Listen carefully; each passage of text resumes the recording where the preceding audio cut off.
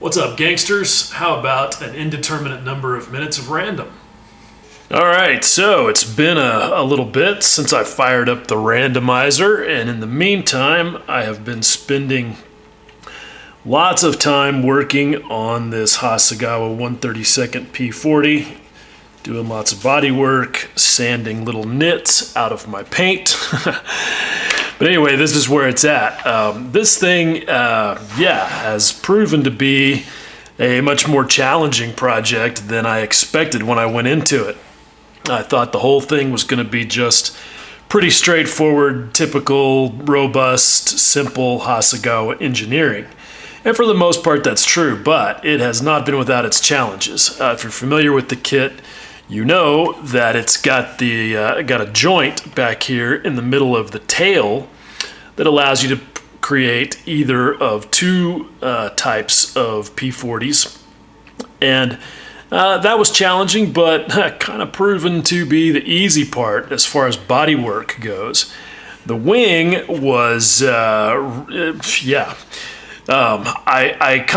decided to pursue the strategy of putting the bottom of the wing on first, and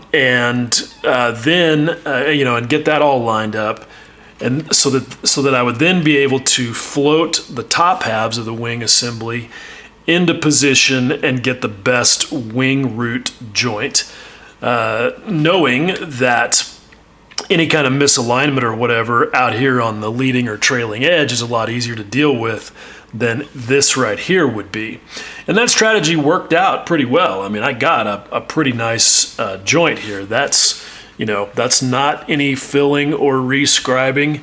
It was a little wider on this side, and I flowed a little bit of thin CA into it just to make sure that it actually had a bottom, because if you get a bottomless panel line, they don't look right when you start to flow washes into them. Anyhow, that worked out pretty good.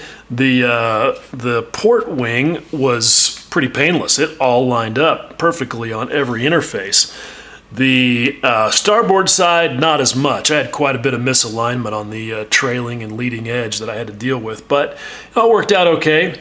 The gun inserts, quite a bit of body work. I didn't get that quite perfect. You can see I've got a little bit of a ghost seam on this right there by my finger on that one. I don't think it's going to show up too much. I hope not, because I'm done dealing with it. But that was a challenge. However, the real challenge with the wing was all on the bottom and the sides, because the joint back here was pretty huge and pretty problematic, and having to fill that in and then rescribe and re-rivet was not easy or fun. Then there's a joint right here that runs horizontally from the center of the leading edge straight forward to that panel line right there that's not supposed to be there. Filling that in and maintaining and all that detail there was a bit of a challenge.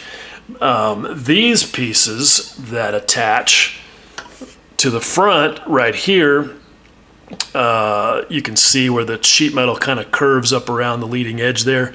Those were a bit challenging as well, because they interface on the left and the right edges, back here at where it joins the side of the gear bay, and then around that curved line right there. And that was, they did not fit perfectly. They took a little bit of work, and it was a little nerve-wracking. So then I thought I was all good with all the body work, and then got to the point where I was ready to install the clear parts back here. And again, this is a place where Hasegawa gives you the option of using two different clear parts to create different versions. So if you want basically anything earlier than a -5N model, you need this clear part that's got the rounded scalloped windows, and then anything later than that, you use the other clear parts. With the other clear parts, it's not bad at all, because there's the joint that runs right here, I think, is the natural joint anyway. Not that I really like having to deal with, trying to create a panel line or depend on a joint to create a panel line, because it almost never works. Tammy is the only one that really gets that right. Anyhow, yeah, getting those clear parts in there and getting them all blended in was a lot of hard work, but I just knocked it out over a couple of days. And now that I'm looking at it in this morning's light at my gray primer, I can see after a few days that I have developed, maybe you can see it there, yep, ghost seam, and shows up quite a bit on top there, so that's gonna have to get addressed. I don't think I'm gonna leave those there. Yeah, it's one of those things. Depends on the angle you look at. If you look at it from, straight overhead, you don't see it too much. Look at it from the side where you get a little bit of a shadow, and it's really easy to see. That's just, yeah. Yep, that's frustrating. That's part of it, and you don't have to have a lot of sprue goo or whatever in there for that to happen, because this joint right here, for example, is nothing but extra thin, and then I actually used black CA as the filler because it was a joint that I didn't have to do any do much, if any, rescribing on. So yeah, that's pretty annoying, but it is what it is. I also did quite a bit of re-riveting for whatever reason. I guess it's really just because of the angle of the tool. They really couldn't do it. All of these rivets along the lower part of the wing root are not there on the tail plane either. So I added all of those. That was good fun. I think that adds quite a bit of authenticity, though. So, but the truth is, these are all outies rather than innies on the real aircraft, because they're actually all screws that hold this curved fairing in place. That's added after the wing is attached to the fuselage. So, anyway, as you can see, I'm starting to paint. The bottom is I've got my first layer of marbling done on the bottom, just trying to start to build the tonal variety in that gray. And somebody brought up the point, Chris Course asked, it's a totally fair question, is how much of this is going to disappear by the time you get half a dozen layers of paint stacked up there? And the truth is, most of it. But it's all about building that subtle variety, and to me it's one of those things. It's a lot of work that you do to build an effect that's not necessarily going to be easy to see. This stuff that I'm doing on the top, on the other hand, I think is going to be pretty visible.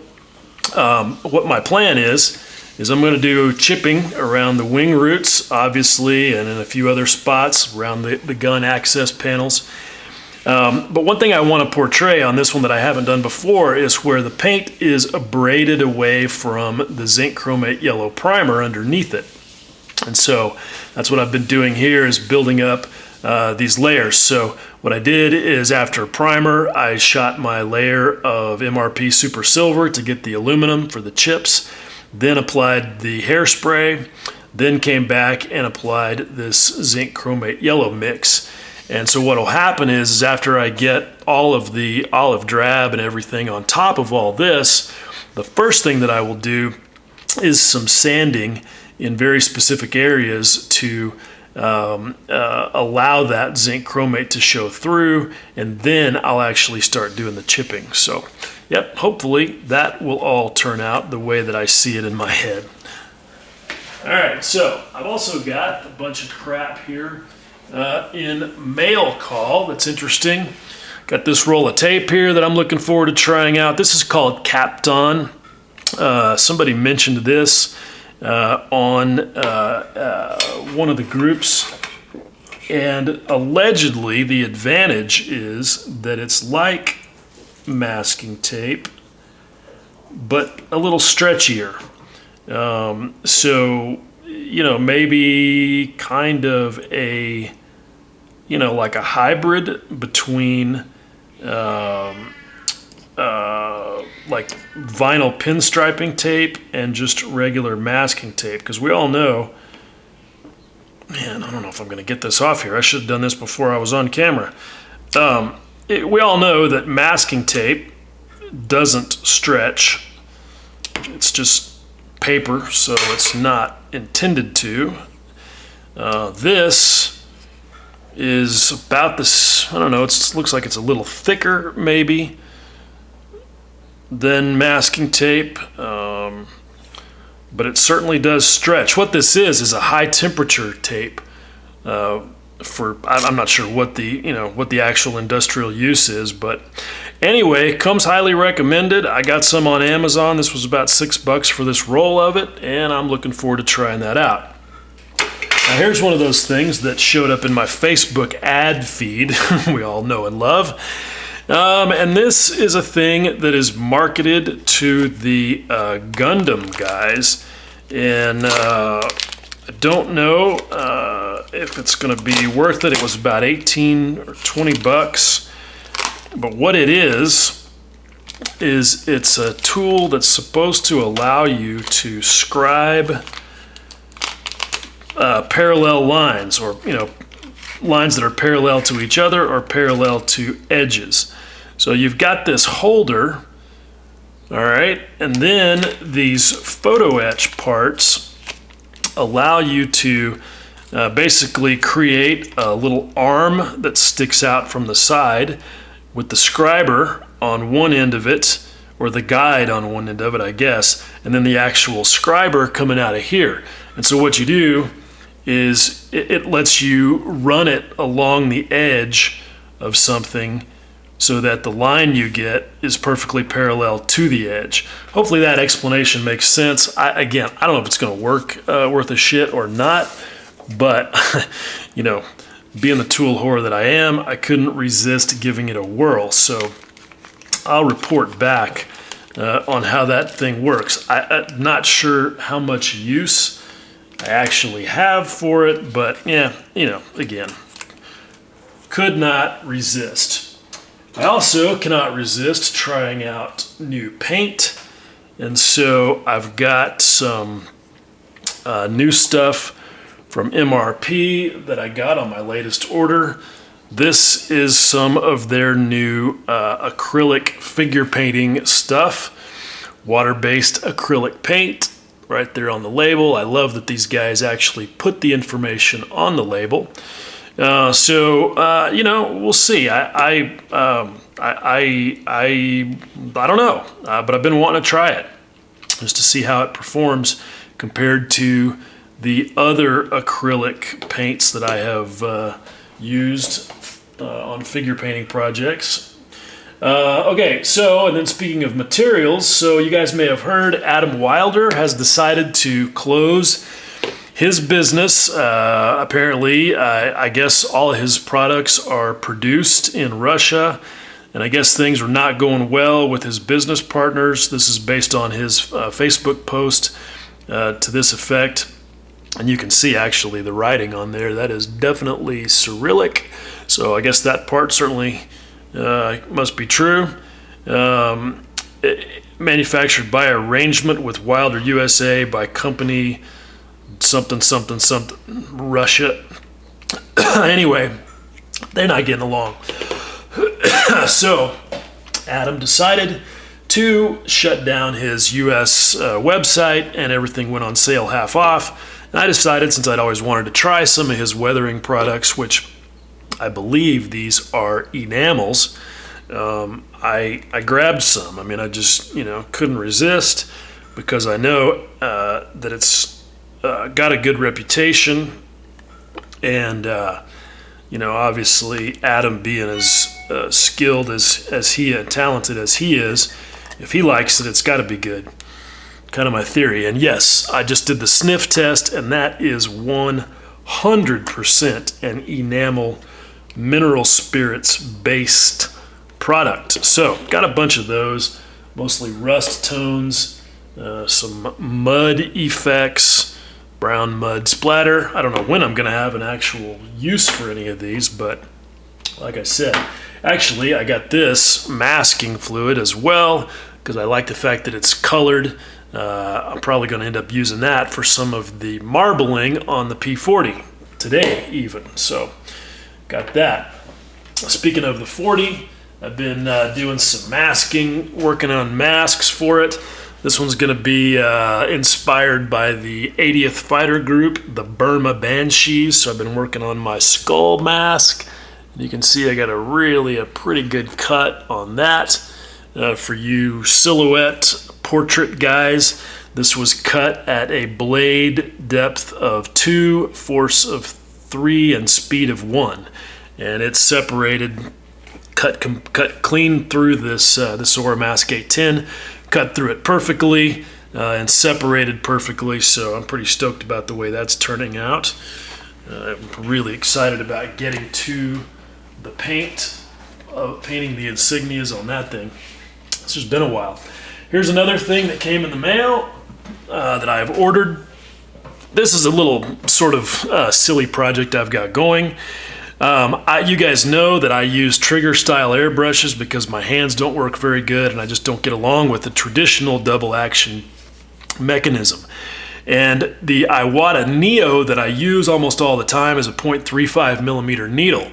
And it works great. I'm going to do like 90% of my work with it. But there are times when I want to do a, really, really fine detail or something that's, trickier, that needs like a 0.2 millimeter needle. And for that, I've been using my my Badger Sotar that Gil Mondragon gave me years ago. It's got the high roller trigger. I've got it tricked out with this grip from Grex so that I can actually hold on to it better. And I do okay with it. One thing I like about the Sotar is the fact that you can retard the needle, because with this ball on the end of it, when you unscrew the needle stop far enough, it actually starts pushing against this ball and pulls it back. And so you can effectively turn this into a single action airbrush where all you have to do is push the button down for air, and if you've got the needle retarded, you'll flow paint. So for really tiny work where you can't depend on your finger being good enough, then that can work well. But it's still just awkward for me, and so I've been wanting a 0.2 millimeter needle in a trigger style airbrush. And the only way to get one so far has been to buy a Grex Tritium to be exact. You can get 0.2, 0.3, 0.5, 0.7 millimeter needle setups for these things. But I've got mine set up with the 0.5 millimeter needle and the fan tip in it, which works okay for spraying large areas. Like I did a lot of the primer on the 40 with this, and I just kind of want to keep this as the way as it's set up. I could buy another one of these, but they're about $200. So I was like, well, all right, I could do that, but I want to see if I can build one. And I've been interested in trying out one of these Proccon boys. So as it turns out, quizzing the brain trust on Scale Modeler's critique group, I found that I can combine parts from the PS275 which is 0.3. You can also get a 0.5 millimeter, but I can combine parts from the PS267, which also comes in a 0.2 millimeter, and use a 0.2 millimeter Iwata HPB needle. This is what I've been told. And one guy did, in fact, do it just right there in the thread. He was great. He happened to have all the parts, and he showed that they will all fit. So I've got all of the other parts that I need on order. It should be here next week, and hopefully I'll be able to put this thing together and see how it works, and I'll report back. But I'm pretty excited.